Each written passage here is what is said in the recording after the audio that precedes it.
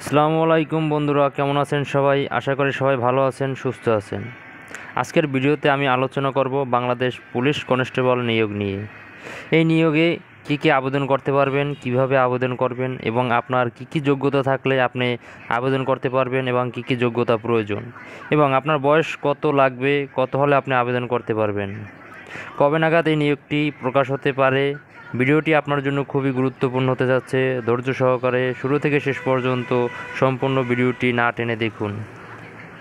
যারা যারা এই চ্যানেলে নতুন বন্ধুরা ভিডিওটি দেখছেন, তাদের কাছে আমার ছোট্ট একটি রিকোয়েস্ট, লাইক দিয়ে চ্যানেলটি সাবস্ক্রাইব করে বেল বাটন অন করে রাখেন।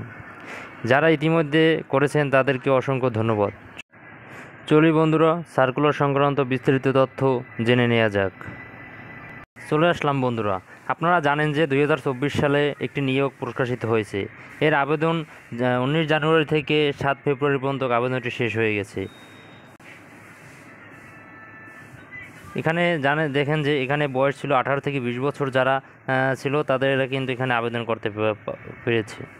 এখানে শিক্ষাগত যোগ্যতা এসএসসি অথবা সমমান পরীক্ষা উত্তীর্ণ, জিপিএ কমপক্ষে 2.50 লেগেছে। জাতীয়তা বাংলাদেশি, স্থায়ী নাগরিক হতে হবে। আসুন দেখি উচ্চতা কত প্রয়োজন পুরুষের ক্ষেত্রে ও নারীদের ক্ষেত্রে।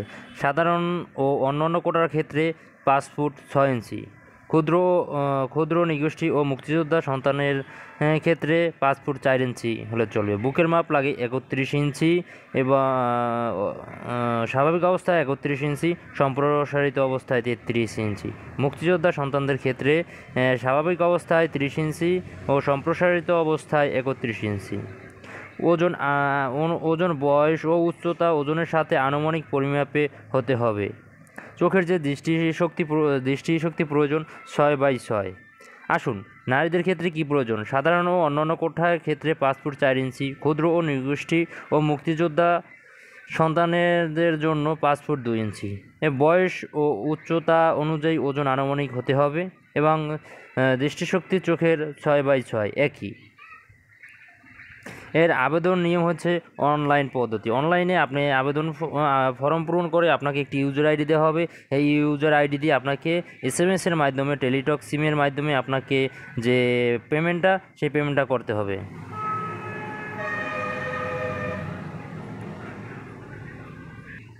বন্ধু, এখানে যে আপনার যে প্রয়োজনীয় যে সনদপত্র লাগবে একটা আপনার আছে, যে যখন আপনি মাঠ করতে যাবেন বা আপনার চাকরি হলে যে এগুলো লাগবে, যেমন অ্যাডমিট কার্ডের ফিজিক্যালি এডুকেশন টেস্ট একটি ডাউনলোড করে নিতে হবে, শিক্ষা সনদ নিতে হবে, চারিত্রিক সনদপত্র নিতে হবে, নাগরিক সনদপত্র নিতে হবে, এবার অবিবাহিকতা সনদপত্র সেটা নিতে হবে, জাতীয় পরিচয়পত্র নিতে হবে, তারপর ছবি নিতে হবে 3 কপি।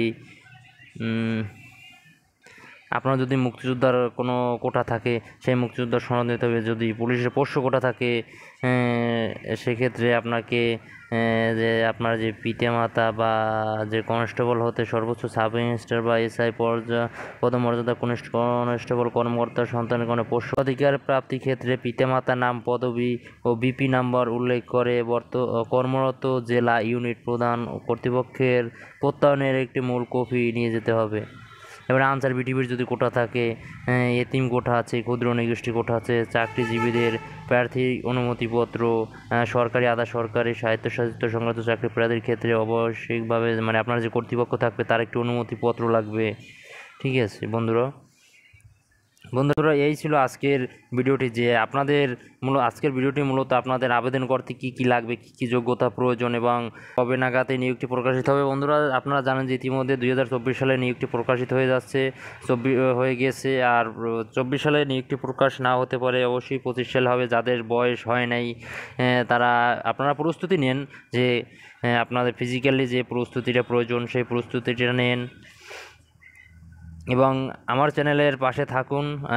নিয়োগ আপডেট আসলে আমি আপনাদেরকে সাথে সাথে একটি ভিডিও আপনাদেরকে আমি দিব।